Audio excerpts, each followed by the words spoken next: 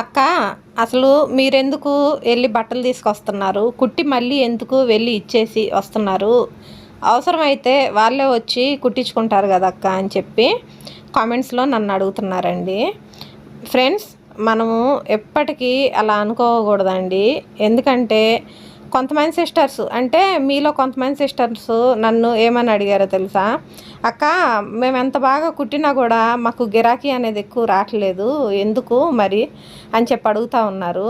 చిన్న చిన్న టిప్స్ అండి, చిన్న చిన్న మన ఆలోచనలు బట్టే మన గిరాకీ అనేది ఉంటుందండి. ఇప్పుడు కొంతమంది నా దగ్గరకు వచ్చి ఇస్తారండి, వేరే ఊర్ల నుంచి కూడా టైం అనేది కేటాయించుకొని బట్టలు అనేవి తీసుకొని వచ్చి నాకు ఇచ్చి వెళ్తారు.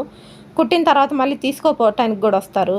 అలాగే మరికొంతమంది దగ్గరికి నేను వెళ్తాను, తీసుకొచ్చుకుంటాను, కుట్టి మళ్ళీ ఇంటికి పోయి ఇచ్చేసి వస్తానండి. వీటికి చాలా కారణాలు అయితే ఉన్నాయి.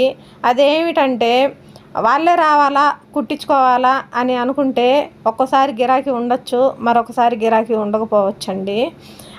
కొంతమంది, అసలు మీకు ఒక విషయం చెప్పనా, కొంతమంది అయితే ఇంటికి ఇళ్ళ దగ్గరికి బట్టలు తీసుకురావడానికి వెళ్ళినప్పుడు నన్ను బయటే నిలబెట్టి మాట్లాడతారండి ఇప్పుడు కూడా. మరి కొంతమంది ఇంట్లోకి పిలిచి కూర్చోబెట్టి మంచినీళ్ళు ఇచ్చేవాళ్ళు కొంతమంది ఉన్నారు, టీ పెట్టిచ్చేవాళ్ళు మరి కొంతమంది ఉన్నారు. కానీ వీళ్ళు బయట నిలబెట్టారని నేనేం బాధపడతలేదు, వాళ్ళు టీ ఇచ్చారని నేనేం సంతోషపడతలేదు. బిజినెస్లో ఇదొక భాగం అనుకొని నా పని నేను చేసుకుంటూ పోతున్నానండి.